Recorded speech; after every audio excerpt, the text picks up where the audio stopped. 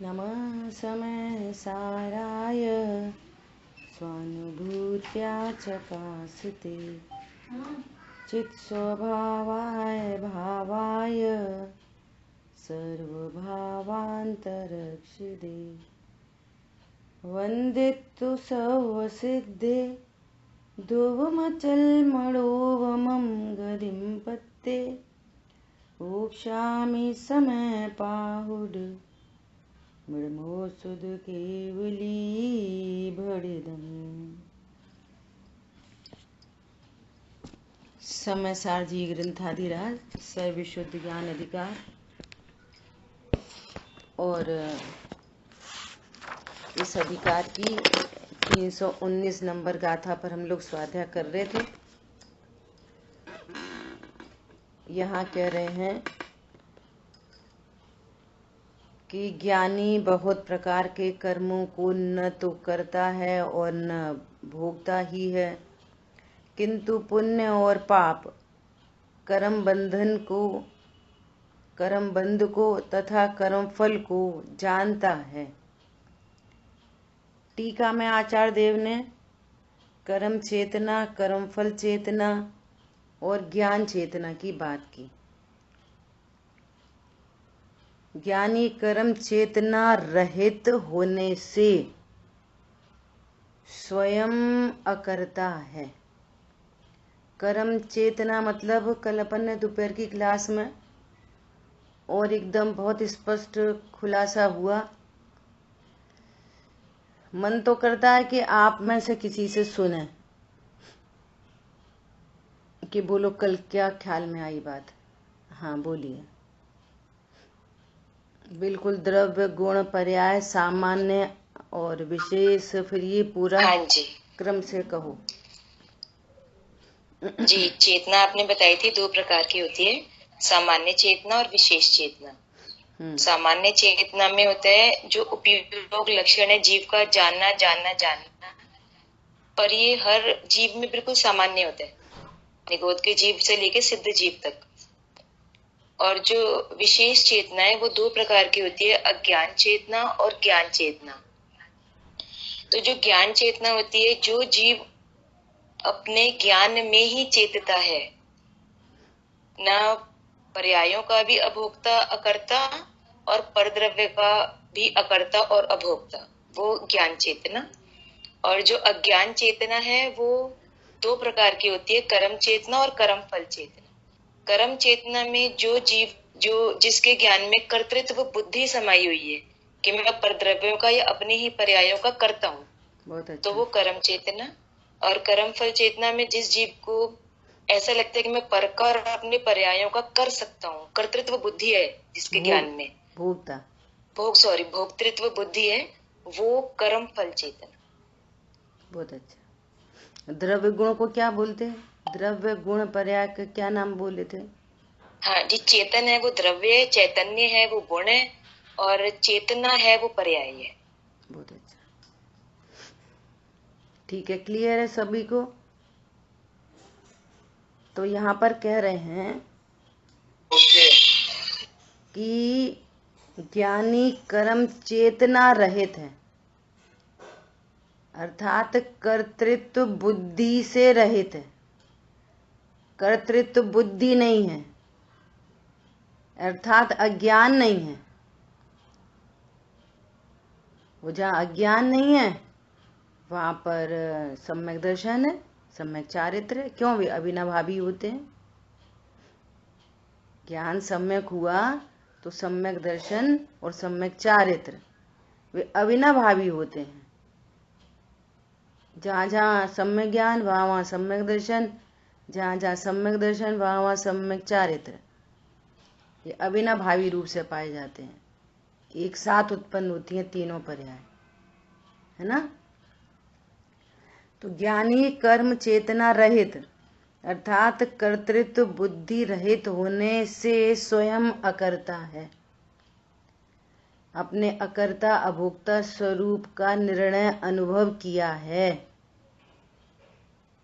सर्व कर्तृत्व दूर दिखाई देता है, कोई कर्तृत्व नहीं, और किसी दोनों बातें इन्होंने बहुत अच्छा लगाया, पर द्रव्य और अपनी पर्याय, दोनों का अकर्ता और दोनों का ही अभोक्ता। पर्यायों का जब पर द्रव्य का निषेध करेंगे तो पर्यायों का कर्ता कहेंगे। जब पर द्रव्य का निषेध, पर का नहीं करता, अपनी पर्यायों का करता। और द्रव्य दृष्टि भगवान आत्मा दृष्टि का विषय, द्रव्य दृष्टि से बात करेंगे तो पर्यायों का भी अकर्ता, परम अकर्ता द्रव्य है। ये प्रयोजन परक बात है, ये प्रयोजन की दृष्टि है ना।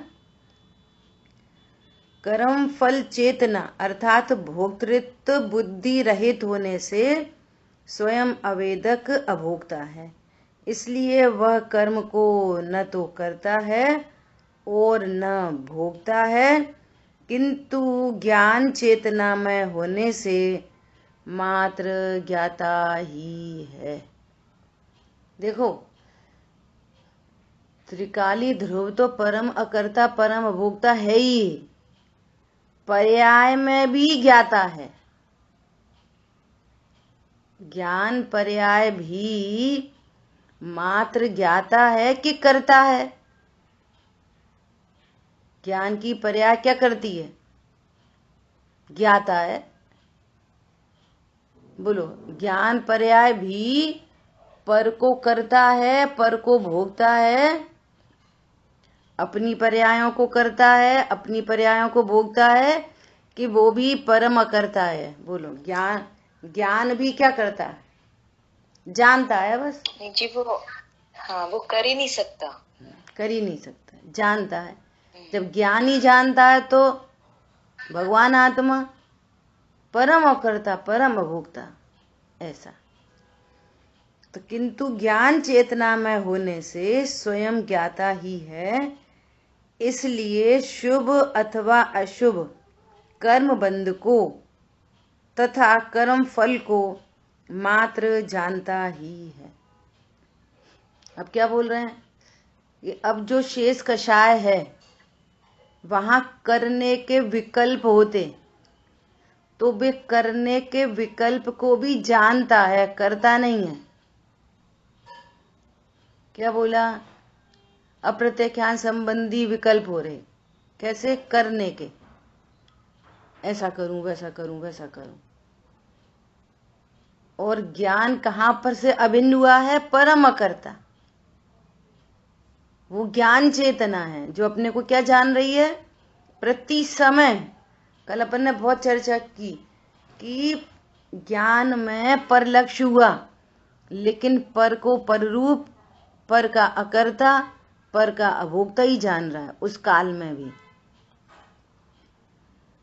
पर को जानने के काल में भी।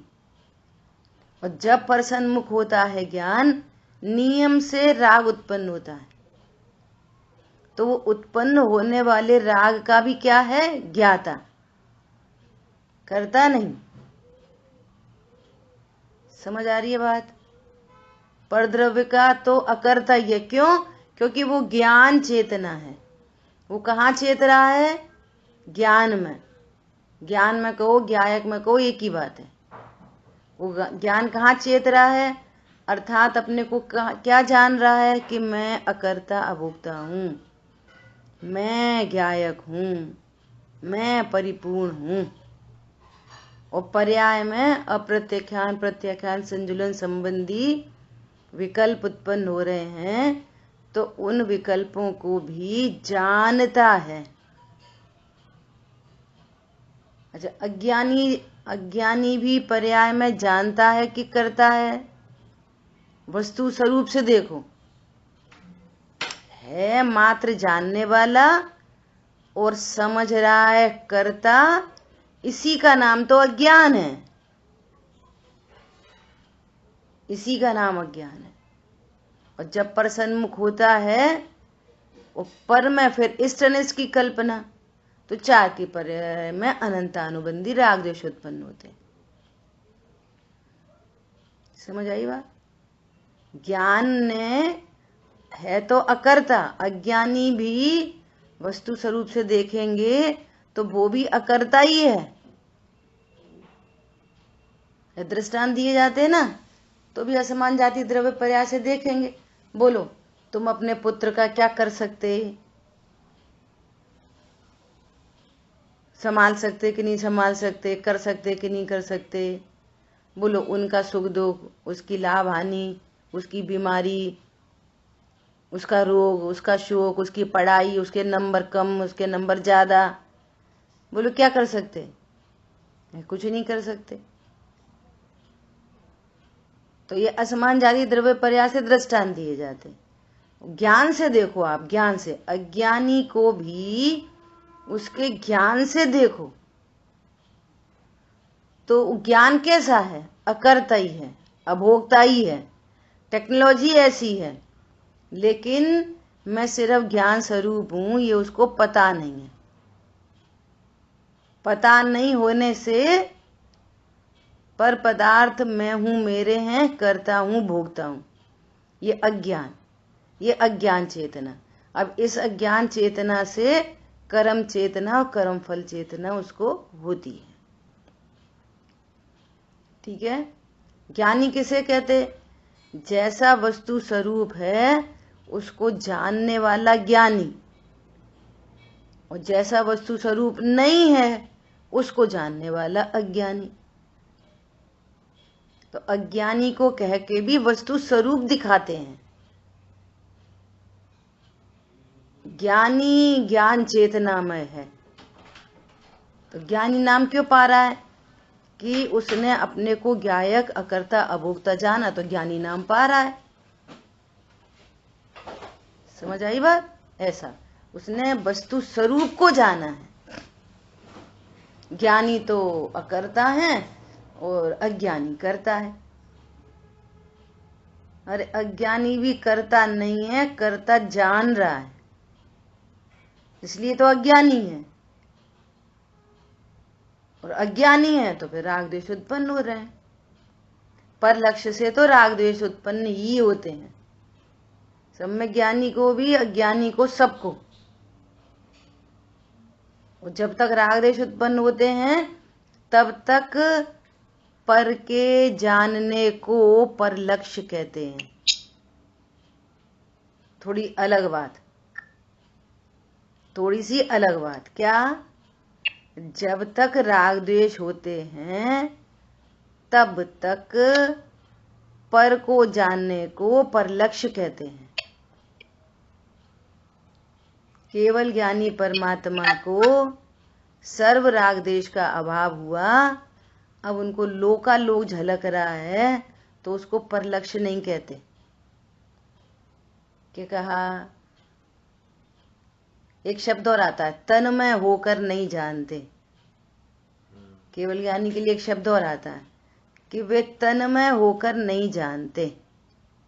तन्मय होकर नहीं जानते मतलब कि लोकालोक झलकता है लेकिन राग द्वेष की उत्पत्ति नहीं होती, इसका अर्थ है तन्मय होकर नहीं जानते। अज्ञानी तन्मय होकर जानता है, तो तन्मय होकर जानने का मतलब क्या? कि अज्ञानी पर द्रव्यों से तन्मय हो जाता है, पर द्रव्य उसके अज्ञानी के भी ज्ञान में घुस जाते हैं क्या? तन्मय होकर तो अज्ञानी भी नहीं जानता। वास्तव में किसी पर के साथ तन्मय हो जाने की कोई प्रोसेस ही नहीं है, परंतु उसको पर को जानने के समय राग द्वेष की उत्पत्ति होती है, इसलिए कहते हैं कि अज्ञानी तन्मय होके जानता है। बाकी पर द्रव्य मेरे में आ जाए, मैं पर द्रव्य में चला जाऊं, ऐसी तो कोई व्यवस्था ही नहीं है विश्व में। पर लक्ष्य कब कहा जाता है? तब तक जब तक पर को जानने के काल में राग द्वेष की उत्पत्ति हो रही है तो पर लक्ष्य कहा जाता है। बस ये फॉर्मूला निकल के आया। अप्रत्याख्यान संबंधी हो, प्रत्याख्यान संबंधी हो, संजुलन संबंधी हो, सर्व कषायों का अभाव हो गया तो अब कोई पर लक्ष्य नहीं, सहज जानना चल रहा है। समझ आई बात? केवल ज्ञानी परमात्मा को लोकालोक झलक रहा है, लेकिन कोई राग द्वेष की उत्पत्ति नहीं हो रही, तो क्या बोलेंगे? उन्हें पर लक्ष्य नहीं है।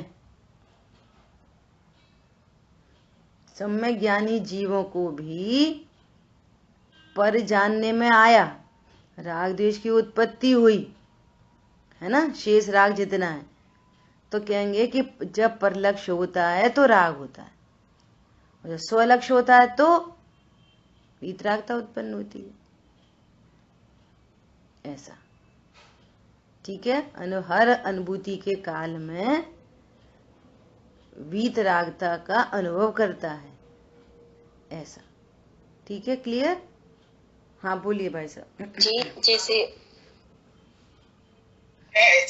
इसी को आवाज मात्र कहेंगे क्या?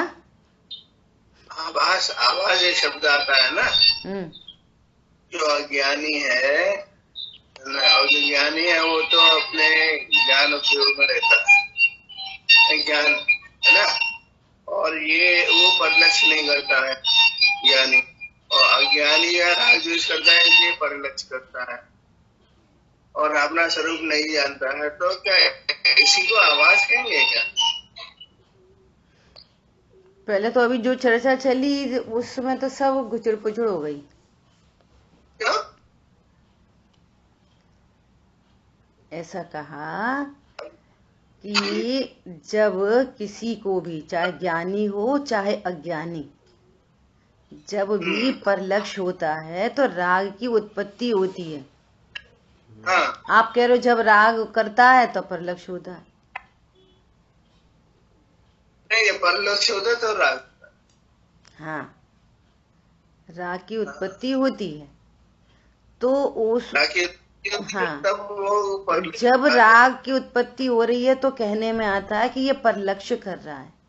परलक्ष्य का मीनिंग ये है कि वहां राग की उत्पत्ति है। हाँ। ऐसा। अच्छा अच्छा। ये परलक्ष्य वर्ड का खुलासा चल रहा था। परलक्ष्य मतलब उल्टा कर दिया मैंने। हाँ, जब तक परलक्ष्य में राग द्वेष है तब तक परलक्ष्य कहा जाता है कि हाँ, ये सही है कि नहीं? हाँ, परलक्ष्य मतलब है तो सहज जानना है, तो वास्तव में जान नहीं, पर का जानना है। लेकिन परलक्ष्य क्यों कहा जा रहा है? राग की उत्पत्ति के कारण। उसको अपन ने अनंत भगवान से घटित किया कि जानना तो उनको भी हो रहा है पर का, लेकिन उनको राग द्वेष नहीं उत्पन्न हो रहा, तो वो भी पर का जानना है। और पर का जानना यहाँ पर भी है, दोनों केस में पर का जानना है, पर एक को परलक्ष्य कह रहे और एक को सहज ज्ञान कह रहे। तो परलक्ष्य शब्द क्यों आ रहा है? राग की उत्पत्ति के कारण।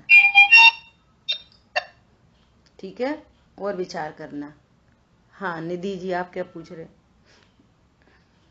जी, मैं पूछ रही थी कि जैसे वो जो मुनि जी वाला एग्जाम्पल था कि मुनि महाराज के ऊपर जब सिकड़ी जल रही है तो अभी संजुरन कषाय बाकी है, तो जब वो उस समय पे अपने स्वरूप में लीन है तो जो कषाय बाकी है एक तो उसका बंद चल रहा है, और जब वो स्वरूप से बाहर आए और देहासक्ति मतलब देह पे उनकी दृष्टि गई तो एक बंद वो चल रहा है जो परलक्ष्य होने से हुआ। तो ये दो प्रकार के बंद एट ए टाइम चलते हैं। दो बंद कहा फिर से? जब जैसे स्वरूप में वो लीन है अपने, आपने कहा था ना कि अनुभूति के काल में भी जितनी कषाय बाकी है उसका बंद निरंतर चल रहा होता है, और जब अनुभूति के काल से बाहर आए, छठे गुण स्थान में आए तो देह पे दृष्टि गई तो फिर परलक्ष्य हुआ तो फिर बंद हुआ। वही वाला तो बंद हुआ, वही। अच्छा, वो थोड़ा बढ़ गया, मतलब बड़ा घटा कुछ नहीं, बड़ा घटा कुछ नहीं। जब अनुभूति का काल था, सत्ता में रहता है वो, तो सत्ता में पड़ा रहता है, बंद थोड़ी होता। जब अनुभूति का काल था ना, तीन कषायों का अभाव हो रखा, तो उतनी तो वीतरागता प्रति समय चल रही। जब परलक्ष्य है तब भी उतनी वीतरागता चल रही, स्वलक्ष्य है तब भी उतनी वीतरागता चल रही। वीतरागता से समझो, जब स्वलक्ष्य हुआ तो वीतरागता कितनी? जो गुण स्थान है उतनी।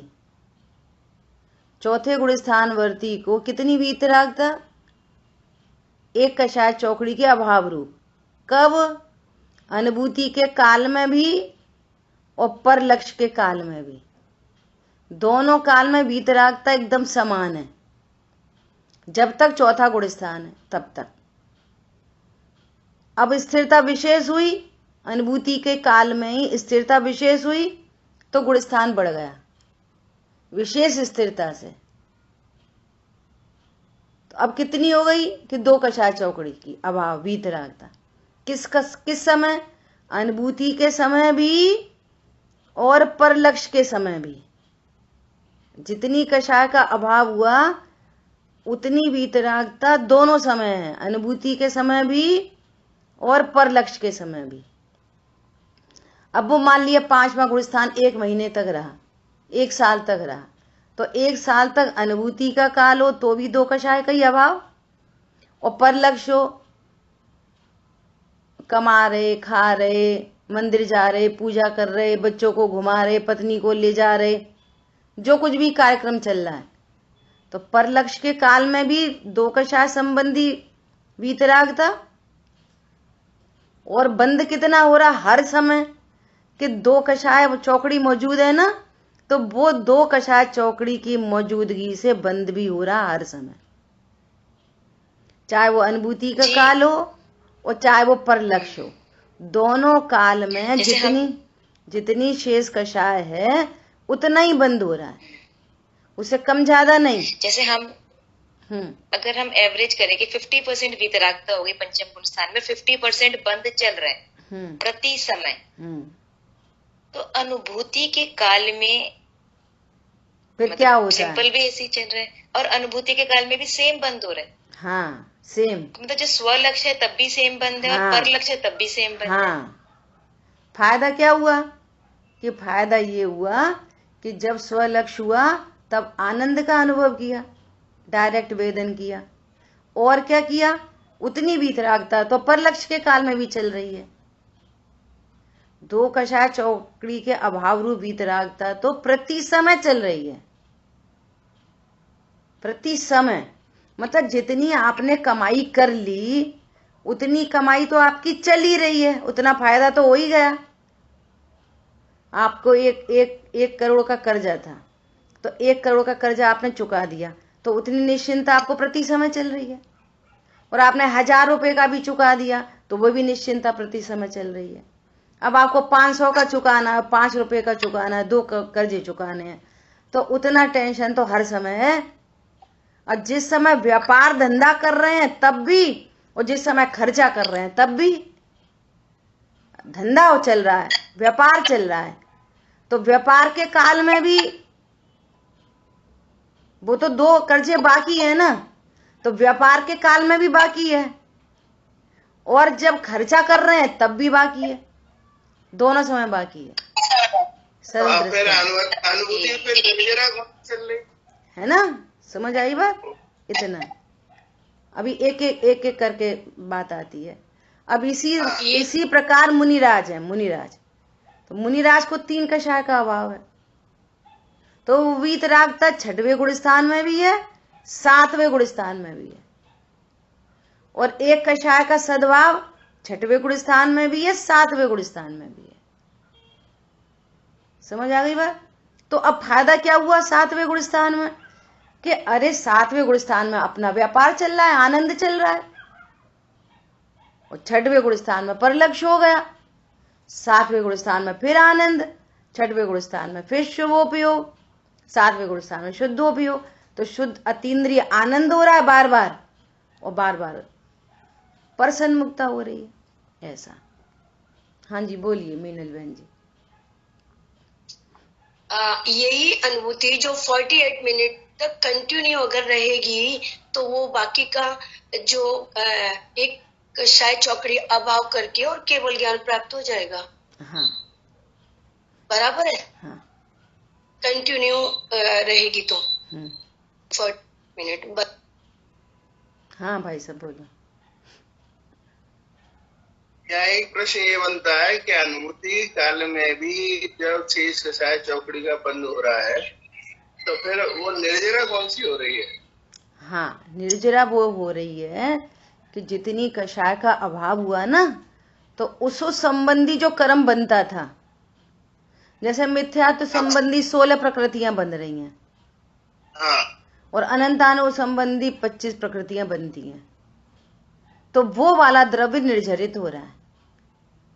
द्रव्यानुयोग में सीधे, द्रव्यानुयोग में ऐसा बोलते हैं कि वो सीधे अभाव, ये द्रव्यानुयोग की भाषा है, सीधे अभाव हो गया, मिथ्यात्व का अभाव, अनंतानुबंधी का अभाव। अब वो सत्ता में पड़ी है, वो धीरे धीरे धीरे धीरे निर्जरित होती रहती है।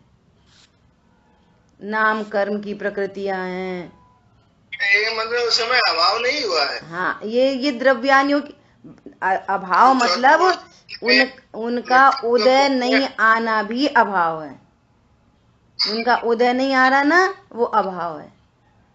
अब सेटल डाउन है, सत्ता में पड़े हैं, ये तो वो कर्म की निर्जरा चलती रहती है। अब अप्रत्यक्षान संबंधी कितनी प्रकृति बनती हैं, घाती अघाती में, है ना, तो उनका एकदम फिक्स है। मैं परसों भी सोच रही थी आपको भेजने के लिए, ग्रुप पे भेजती हूँ, बंध, उदय और सत्व। एक बार ऐसे एट ए ग्लांस देख सकते, समझना तो खैर थोड़ा पढ़ना ही पड़ता है उसको अच्छे से, तब समझ में आती है।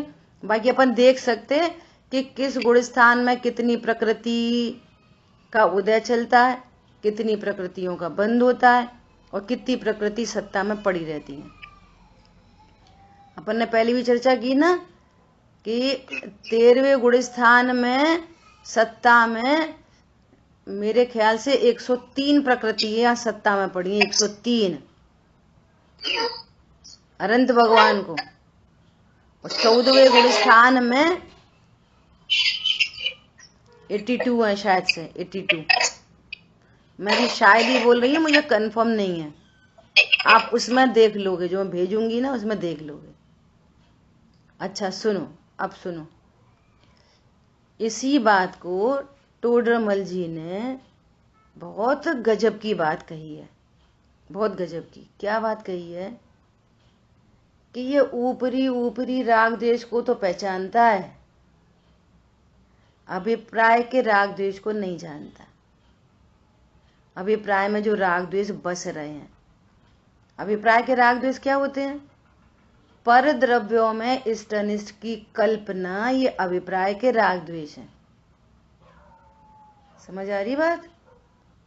जैसे हमने आज अष्टमी है, हमने हरी छोड़ दी, हमने समझो आज मटर भी छोड़ दी, लेकिन मटर अच्छी तो लगती है। समझ आ रही बात? हमने किसी से बोलना छोड़ दिया, लेकिन उसके प्रति द्वेष बुद्धि तो बनी हुई है, ये मेरे लिए हानिकारक है। हमने धन तो छोड़ दिया, हमने कोई बोली ली, तुमने 2 लाख रुपए दे दिए, लेकिन धन तो अच्छा ही होता है, सारे काम तो धन से ही बनते हैं। ये अभिप्राय में राग द्वेष बसे रहते हैं। समझ आई बात? फिर दूसरी बात कही उन्होंने, क्या कही? कि कषाय शक्ति को नहीं पहचानता, कषायों की शक्ति। अब है तो बाहर में त्यागी वृत्ति दिख रहा, लेकिन कषाय की शक्ति अनंतानुबंधी जाती है। क्या है? अनंतानुबंधी जाति। अब कषाय की शक्ति को तो नहीं पहचानता। अब कोई गाय है, गाय है ना, पंचम गुण स्थान वर्ती गाय। अब वो घास खा रही है, गाय तो घास ही खाएगी, कोई उसके लिए प्रासुक खाना तो ला के नहीं देगा, छान के भूसे भूसे फटक के वो करके। गाय तो जो उसका भोजन है वो ही करेगी, और पंचगुण स्थान वर्ती है, तो वो पाप रूप परिणाम है कि नहीं? कितना पाप है। अब कषाय की शक्ति को नहीं पहचानता, वो प्रत्याख्यान संबंधी कषाय है। वो कौन सी कषाय है? प्रत्याख्यान संबंधी। उसको 2 कषाय का अभाव हो रखा, अनंतानुबंधी और अप्रत्याख्यान। और ये जो घास खा रही है ना, वो कौन सी खा रही है? वो कौन सी कषाय है? प्रत्याख्यान संबंधी। और एक अज्ञानी है वो छान के पानी और अटपहरा घी और एकदम शुद्ध डॉट टू डॉट भोजन, ये कषाय कौन सी है? अनंतानुबंधी। ये कौन सी कषाय है? अप्रत्यख्यान। ये शुद्ध भोजन के भी काल में इसको बंद कितना? पूरे सारे कर्मों का बंद, 4 घाती 4 अघाती, पूरी 148 प्रकृति। और इसको कितना बंद है? बोलो। मिथ्यात्व चला गया, अनंतानुबंधी चली गई, अप्रत्यख्यान चली गई। मिथ्यात्व से बनने वाली 16 नहीं बंध रही, अनंतानुबंधी से बनने वाली 25 नहीं बंध रही, और अप्रत्यख्यान की मुझे याद नहीं, उतनी नहीं बंध रही। इतनी प्रकृति घास खाने के काल में नहीं बंध रही। अब आ जाओ चौथा गुण स्थानवर्ती और 5वां गुण स्थानवर्ती। चौथा गुण स्थानवर्ती अनुभूति के काल में बैठे हैं। अनुभूति का काल है, विकल्प नहीं, शुद्धो हम बुद्धो हम नहीं, अनुभूति ही हो रही है। तो अनुभूति के काल में उनको कितना बंद है? 3 कषाय संबंधी बंद अनुभूति के काल में, और वो है पंचम गुण स्थानवर्ती। कोई मनुष्य हो पंचम गुण स्थानवर्ती, और वो भोग के काल में हो, भोजन करता हो, तो उनको कितना बंद है? 2 कषाय संबंधी। और ये है अनुभूति के काल में। अब बात आओ निर्जरा की। इनको कितनी निर्जरा चल रही है?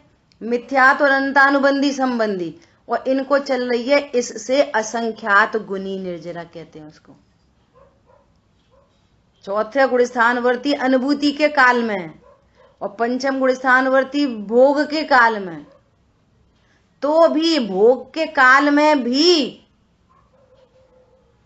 पंचम गुण स्थानवर्ती को चौथे गुण स्थानवर्ती जो अनुभूति में विराजमान है उससे ज्यादा निर्जरा हो रही है उनको। कितनी ज्यादा? असंख्यात गुनी। अब ये सब अलौकिक गणित हैं, ये अलौकिक पारलौकिक गणित हैं। एक फिर से एक बार कह देना। चौथा गुण स्थानवर्ती अनुभूति के काल में 3 कषाय चौकड़ी के सद्भाव के कारण उनको बंद अधिक है। पंचम गुण स्थानवर्ती को 2 कषाय के अभाव के कारण भार में अशुभ उपयोग हो तो भी बंद उससे कम है।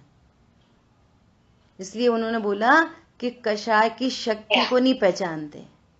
अशुभ के काल में भी निर्जरा अधिक और अनुभूति के काल में भी निर्जरा कम। कौन समझ में आया? ये पूरा प्रकरण मोक्षा प्रकाशक जी में लिखा है। पंचम गुण स्थानवर्ती को असंख्य गुनी निर्जरा होती है। उतनी शांति धारा उनको प्रति समय चल रही है। दुकान पे बैठा व्यापार धंधा करता हो तो भी उसको निर्जरा अधिक है। और चौथा गुण स्थानवर्ती अनुभूति के काल में हो तो भी बंद अधिक है। कहां से पहचानते हम चीजों को? ऐसी अद्भुत बात है। हाँ बोलो। अच्छा, अनंतानुबंधी के समय में जब वो अनुभूति काल में है तो वहां पर कौन सी निर्जरा चल रही है? बताया ना, जितने कषायों का अभाव होता है उन संबंधी जो भी प्रकृतियां होती हैं हो रहा है, हाँ वो चलती रहती है, निर्जरित होती रहती है। तो मन मिथ्यात्व का निर्जरा हो रही है। और हाँ, मिथ्यात्व की और मिथ्यात्व से संबंधी अन्य प्रकृतियां। अच्छा, लौट का लौट बना रहता है तो वो निर्जरित होता रहता है। उदय में नहीं आ रहा तो उदय में नहीं आ रहा उसको भी अभाव कहते हैं। जो उदय में नहीं आ रहा उसको भी अभाव कहा जाता है। अच्छा, और 5वें स्थान में जो वो अनुभूति काल में है तो वहां पे भी मिथ्यात्व कर्म की निर्जरा हो रही है। सत्ता में पड़ा है वो निर्जरित हो रहा है। जो सत्ता में पड़ा है वो निर्जरित होता रहता है। ठीक है, ऐसा जब तक छायिक सम्यक दर्शन नहीं होएगा, क्षय नहीं हो जाएगा, तब तक उनका सत्ता में पड़ा रहता है वो द्रव्य, और धीरे धीरे निर्जरित होता रहता है। छायिक सम्यक दर्शन प्रकट हो गया तो फिर वो हमेशा के लिए क्षय हो गया, पूरी निर्जरा हो गई मिथ्यात्व की ओर फिर अनंतानुभवी। चीज तो एक ही कही आपने, पहले बताया श्रद्धा वाली चीज तो एक ही हो गई, चौथे गुणस्थान वर्ती की भी। तो यहाँ पर एक कषाय चौकड़ी का अभाव हुआ, पंचम में तो कषाय चौकड़ी का अभाव हुआ, इसलिए वो भोगते समय में भी उसकी निर्जरित हो रही है ज्यादा कर्मों की, और इसकी चौथे गुणस्थान वाली की अनुभूति के काल में भी इसकी कर्म की निर्जरा कम हो रही है। तो श्रद्धांत तो एक है, श्रद्धांत तो एक जैसा ही है, फिर ऐसे अंतर क्यों? जितनी कषाय है उतना अंतर है। श्रद्धान, जो श्रद्धान है वो एक ही है कि मैं अभोक्ता हूँ। हाँ, कषाय चौकड़ी वाले अभाव में अंतर आ गया उससे। ठीक है, आगे बढ़े। दूसरे प्रकरण आ जाए तो खूब उछाला आता है। अच्छा तो वो क्या, फिर जे क्या, फिर वो क्या, फिर ये, और जो मूलभूत बात है वो पूरी डाइल्यूट हो जाती है। ठीक है, चलो बात क्लियर हो जाती है ना, फायदा ही होता है। फायदा है ये मूलभूत फायदा ये है, वो अप्रयोजन भूत है और ये प्रयोजन भूत है। मालूम है, इसलिए भगवान ने 7 तत्वों को प्रयोजन भूत तत्व कहा। किस गुण स्थान में कितनी बंद विक्षुप्ति है, कितना उदय है, ये आप नहीं भी जानोगे ना तो भी सम्यक दर्शन हो जाएगा। समझ आई बात? कितनी प्रकृतियां बन रही हैं, कितनी नहीं बन रही, कितनी छूट गई, कितनी नहीं छूटी, अगर इसको नहीं जानेंगे ना तो भी हो जाएगा सम्यक दर्शन। लेकिन अपने को अकर्तृत्व का भाव वासन नहीं होगा, 7 तत्वों का भली प्रकार से निर्णय नहीं होगा, तो सम्यक दर्शन नहीं हो सकता। इसलिए इनका नाम कहा है प्रयोजन भूत तत्व। उनको जान लो तो अच्छी बात है, नहीं जान लो तो अच्छी बात है, लेकिन इनको जानना बहुत जरूरी है। इसमें नहीं लगेगी बात कि जान लो तो ठीक है, मत जान लो तो ठीक है। ठीक है, वो करणानियों भी द्रव्यानियों को पुष्ट करता है,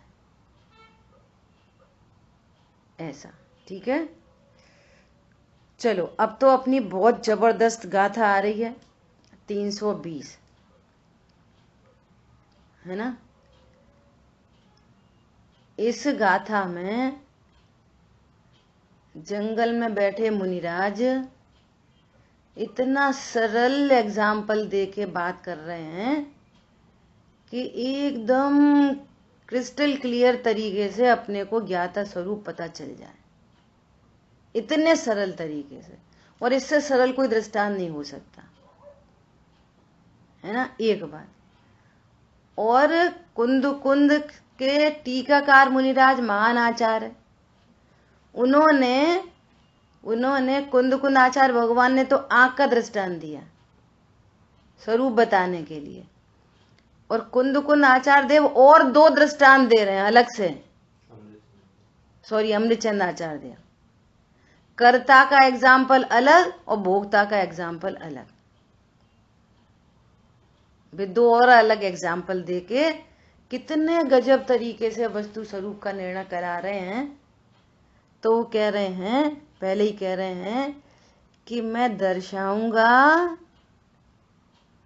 तो तुम तुरंत प्रमाण कर लेना, फटाफट अपने उपयोग को इधर उधर नहीं भटकाना, कितने गुणस्थान में कौन सी प्रकृति।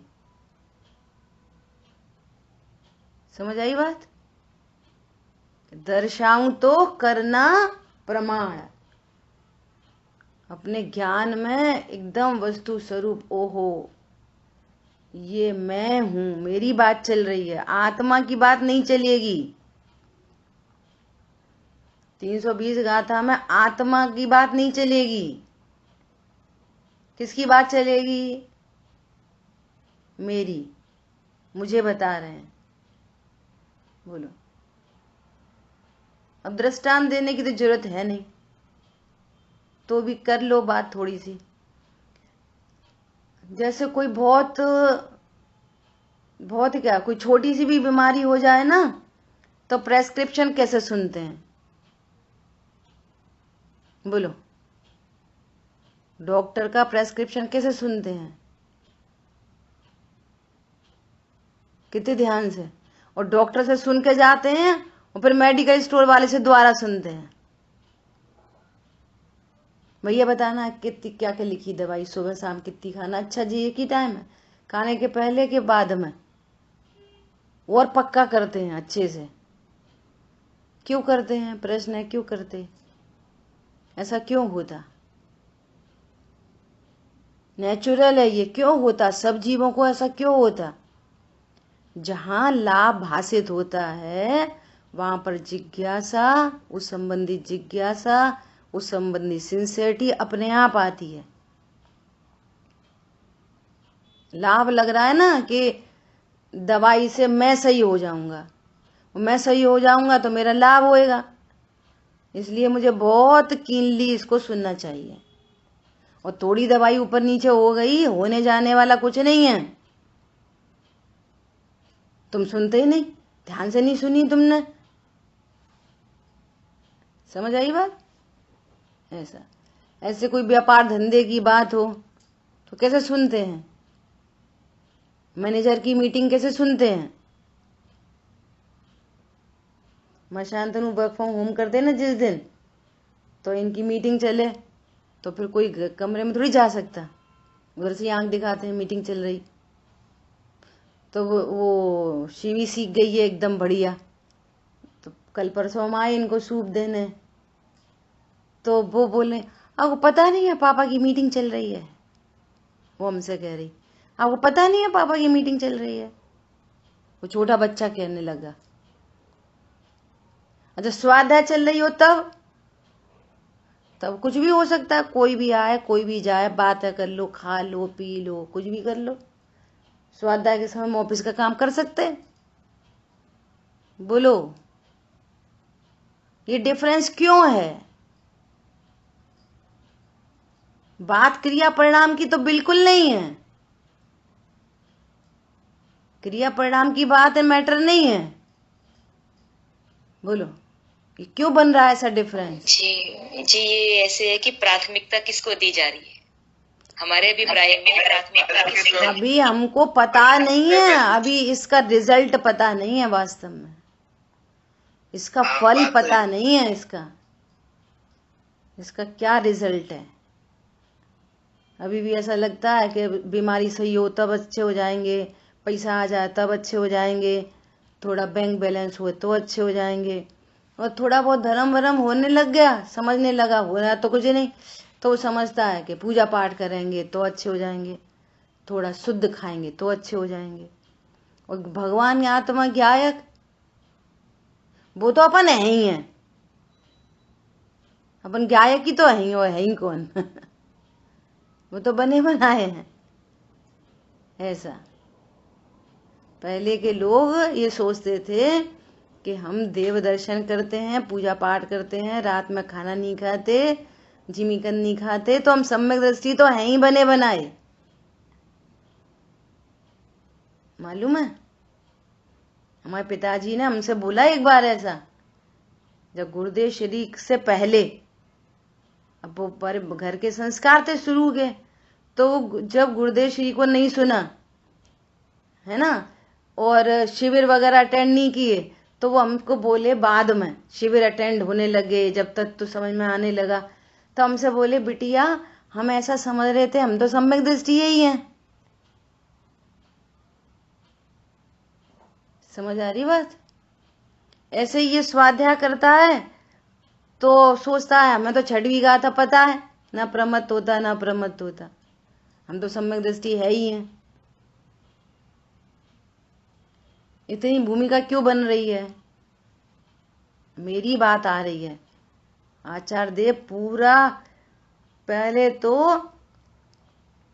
संक्षेप बुद्धि शिष्यों के लिए, पहले तो पूर्वंग अधिकार में समय साथ पूरा हो गया था, पूर्व रंग अधिकार की जितनी गाथाएं हैं, यदि उतना किसी ने समझ लिया तो सम्यक दर्शन प्रकट होने के लिए उतना सफिशिएंट था, सफिशिएंट। और फिर पूरा समय सार हो गया। अब सर्वविशुद्ध ज्ञान अधिकार में वापस रिकॉलिंग हो रही है,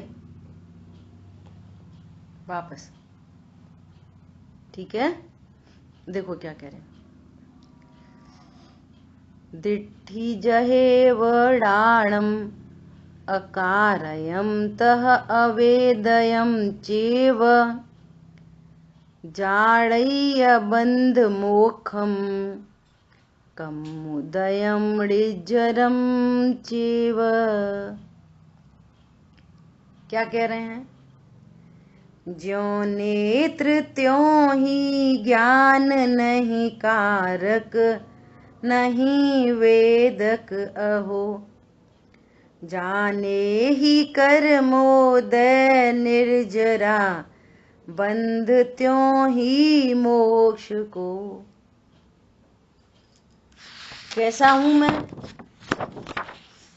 बोलो, पहले ही चर्चा आई थी कि बंध मोक्ष की प्रक्रिया से रहित। ये बंध मोक्ष की प्रक्रिया न तो मेरे में होती है और न मैं करता हूं। तो कैसा हूं मैं? जैसे नेत्र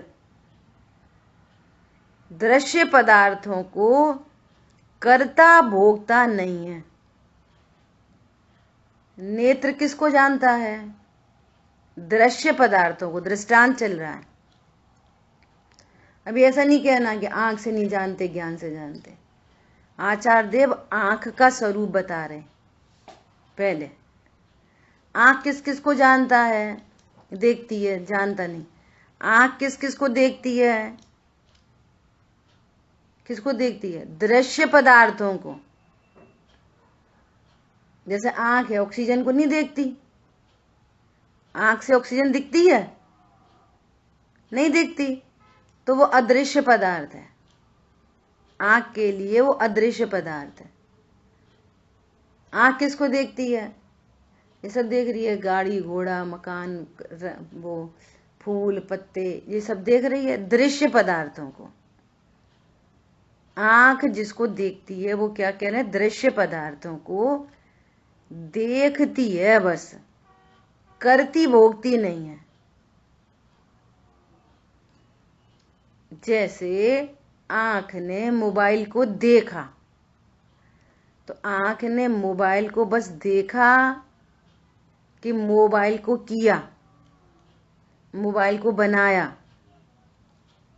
क्या करा आंख ने मोबाइल को? कुछ नहीं करा। आंख ने मोबाइल ऑन किया कि नहीं किया? घंटी आई थी अभी, घंटी आई थी कुछ लोगों के पास, गोपाचल ग्रुप की, है ना, घंटी आई। तो आंख ने क्या करा? आंख ने क्या करा? आंख ने मोबाइल उठाया, स्टैंड पे लगाया। नहीं लगाया? हमारी तो लगाती है, हमारी तो आंख ही लगाती है। बोलो आंख क्या करती है? जिसको देखती है उसको करती नहीं है। और कैसा देखती है आंख? दूर से। आंख का जानना कैसा होता है? देखना। आंख का देखना कैसा होता है? दृश्य पदार्थों को दूर से देखती है, जिसको न्याय की भाषा में कहते हैं असन्निकर्ष।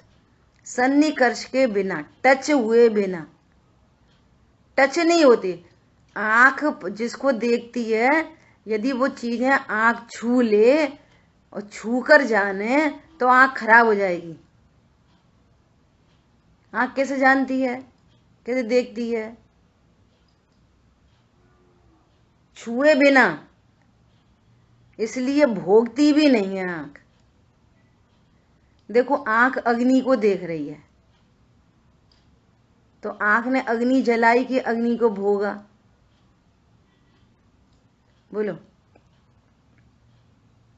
अग्नि को भोगे आंख तो क्या होगी? आंख ही फूट जाएगी।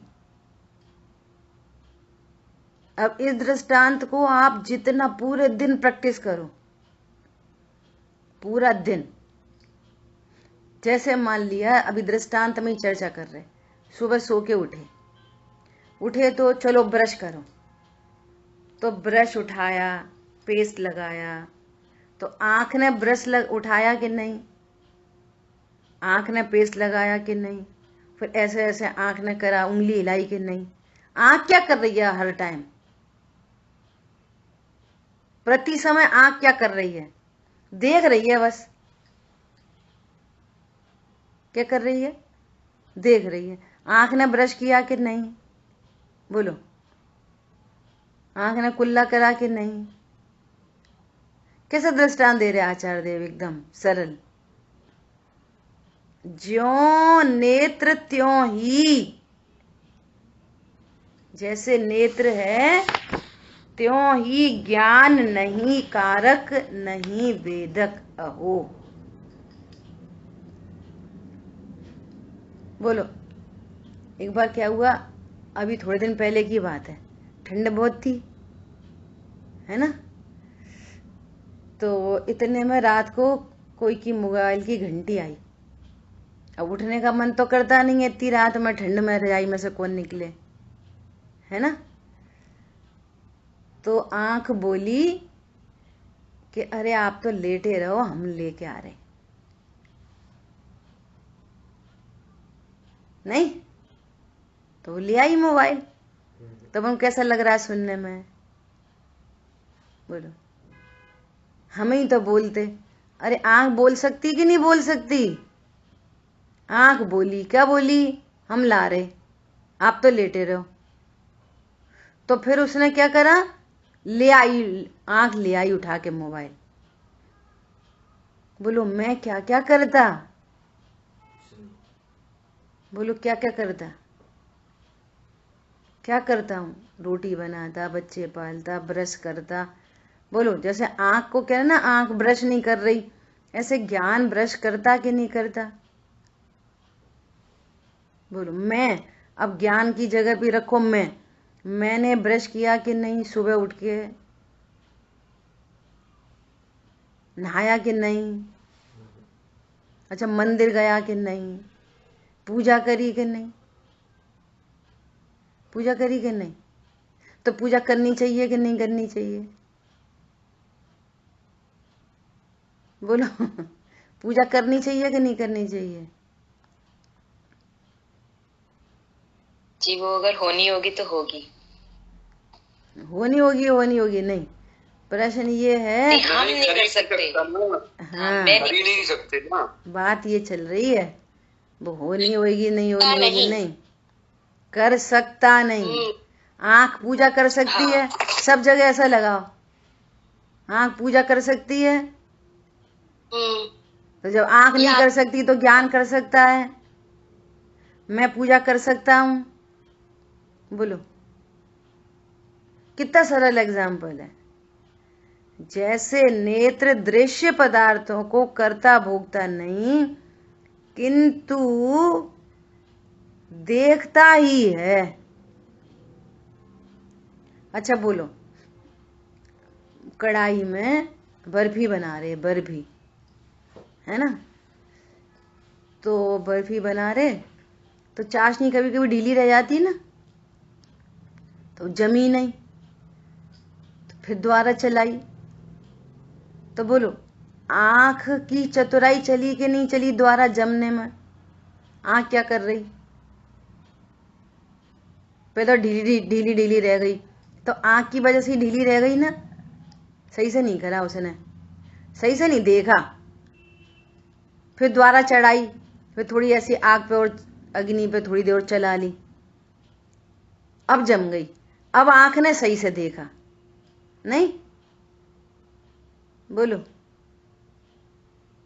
बोलो, ज्ञान की चतुराई कहां पे चलती है, कहां पे चल रही होशियारी, ज्ञान से क्या क्या होता है। बोलो, वो तो हम पहुंच गए, वो तो हमने बता दी।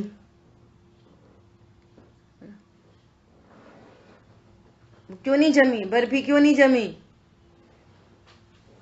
क्योंकि आंख ने सही से नहीं देखा। जी शांतनु में ऐसी करते हैं।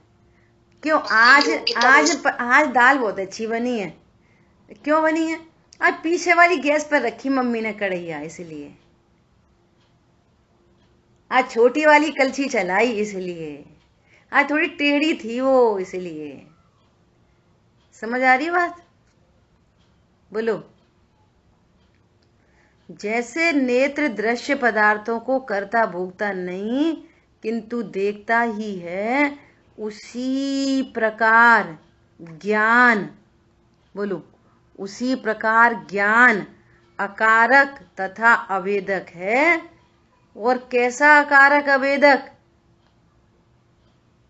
बंध मोक्ष कर्मोदय तथा निर्जरा को जानता ही है। तुम औरों की बात तो छोड़ दो, पर द्रव्यों की बात नहीं चल रही। अब किसकी बात चल रही है? सिर्फ मेरी बात, मतलब संयोगों की बात नहीं चल रही। मेरी बात मतलब शरीर की बात नहीं चल रही। अभी भी कोई शरीर सापेक्ष सुनता रहेगा तो उसकी योग्यता की बोझान है। न शरीर की बात चल रही, न कर्मों की बात चल रही। अभी तो जीव, उसके द्रव्य गुण पर्याय, इतनी बात चल रही है बस। इनकी तो बात ही नहीं चल रही कहीं से कहीं तक। अब पर्याय में भी जो कर्म उदय आता है, तो जो परिणाम होते बंध, राग द्वेष को कहते बंध, जो परिणाम होते मोक्ष के, जो परिणाम हो रहे हैं निर्जरा के, जो कुछ भी परिणाम, ये द्रव्य निर्जरा द्रव्य बंध की बात नहीं चल रही। क्या बोला? ये द्रव्य निर्जरा द्रव्य बंध की बात नहीं चल रही। किसकी बात चल रही है? ये जीव के भावों की बात चल रही है। तो जो परिणाम में कर्म उदय, तो आश्रव जो भाव उत्पन्न हुआ राग द्वेष, उसको ज्ञान क्या करता है? देखो, ज्ञायक तो महामहिम है ही। या तो ज्ञान को भी खड़ा करके देखो तो वो त्रिकालीय ध्रुव तो परम करता। सुनना ध्यान से। अब जो सहज सामान्य ज्ञान है, जानन जानन जानन उपयोग, वो उपयोग भी क्या करता? वो भी परम करता। उपयोग भी, उपयोग लक्षण। अब विशेष ज्ञान जो छाया श्रमिक ज्ञान है, विशेष ज्ञान, तो विशेष ज्ञान भी पर द्रव्यों में या अपनी पर्यायों में क्या करता? विशेष छाया श्रमिक ज्ञान भी, बोलो क्या करता? तो क्या रहे हैं? वो ज्ञान भी, वो विशेष छाया श्रमिक ज्ञान भी अकारक तथा अवेदक और बंध मोक्ष कर्मोदय तथा निर्जरा को जानता ही है। अब ज्ञान भी सिर्फ जानता है। ये शुभ भाव जान लिया, अशुभ भाव जान लिया, वीतरागता जान ली, शांति की उत्पत्ति जान ली, शांति की वृद्धि जान ली, और मोक्ष को जान लिया। बस तो जानने के अलावा और क्या करता? बोलो, ज्ञान भी क्या करता? कहते हैं ना कि यदि करता कहो तो कहो, लेकिन फेर फार का करता तो वो ज्ञान भी नहीं है। जल्दी देर का करता तो वो भी नहीं है। तो फिर अकर्ता ही सिद्ध हो गया ना ज्ञान भी। तो उत्पन्न होती हुई पर्यायों को क्या करता है? ज्ञान भी मात्र जानता है। किसकी भांति? आंख की भांति। जैसे आंख मोबाइल को नहीं उठाती, ऐसे मैंने भी कहाँ मोबाइल उठाया है। जैसे आंख नहीं बोलती, ऐसे मैं कहाँ बोल रहा था 1 घंटे से? मैं कहाँ बोल रहा था? बोलो। मैं बोलता हूं, मैंने बोला। मैं सच बोलता हूं कि झूठ बोलता हूं? भैया अपन ने आज तक कभी झूठ नहीं बोला। अरे यही झूठ है, यही झूठ है। मैं बोल सकता हूं, यही तो महाझूठ है। जो बुद्धू से झूठ की बात क्या करें? आंख बोलती है, सच बोलती है कि झूठ बोलती है? आंख बोलो। आंख पूजा करती है, पेट पूजा करती है कि भगवान की पूजा करती है? बोलो। आंख देव दर्शन को भी जानती है और दूरदर्शन को भी जानती है। क्या बोला? आंख के लिए देव दर्शन भी तैसा ही है और दूरदर्शन भी तैसा ही है। क्या कहा? पर से कुछ भी संबंध नहीं। थोड़ी कठिन पड़ेगी कहानी। क्यों पड़ेगी? पक्ष है ना शुभ शुभ भावों का। देव दर्शन और दूरदर्शन एक ही बात है? क्या अलग अलग बातें हैं? अभी समझ में नहीं आ रही। दूरदर्शन, सब लोग यूट्यूब देखते हैं ना, दूरदर्शन कैसा कहते हैं? बोलो। ऐसा है ज्ञान, और जो उनमें भेद देख के करता भोगता जानता है तो अनंत पाप पड़ता है। और स्वरूप को जानने पर भी देव दर्शन दूरदर्शन सब छूट जाते हैं। पेट पूजा, भगवान की पूजा सब छूट जाती है। समझ में आ रही है बात? अशुद्ध भोजन की तो बात छोड़ो, शुद्ध भोजन भी कहीं नहीं लगता। आंख शुद्ध भोजन करती है क्या अशुद्ध भोजन करती है? अपन को शुद्ध भोजन करना चाहिए क्या अशुद्ध भोजन करना चाहिए? तो फिर कोई सा भी खाते रहो। बोलो। कछु भी खाते रहो। वे तो ऐसा कह रहे थे, तैसा शुद्ध तैसा शुद्ध, कछु भी खाते रहो। ये सीख रहे अपन यहां पर। बोलो। अनाहरी स्वरूप सीख रहे। अद्भुत बात है। बोलो। समय हुआ, शेष चर्चा आगे करेंगे। बोलिए। चलो। जहां जीव वहां ज्ञान। और जो आपने बोला कि शुद्ध खाते कि अशुद्ध खाते, तो ज्ञान जीव तो खाता नहीं। ज्ञान का कार्य तो जानना है।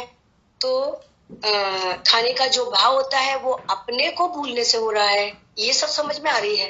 वो अपने को जो भूलने से हो रहा है, इसलिए खाने का भाव होता है। लेकिन इसका भी मैं ज्ञाता हूँ, और खाने वाला तो मैं हूं नहीं, करने वाला मैं हूं नहीं। क्योंकि जहां जीव वहां ज्ञान। बहुत अच्छा। जिन वाणी के ज्ञान से सूझे लोकालोक, सो वाणी मस्तक नमो सदा देती हूँ धूप। बोलिए द्वाशांग मई जिनवाणी माता की जय। जय।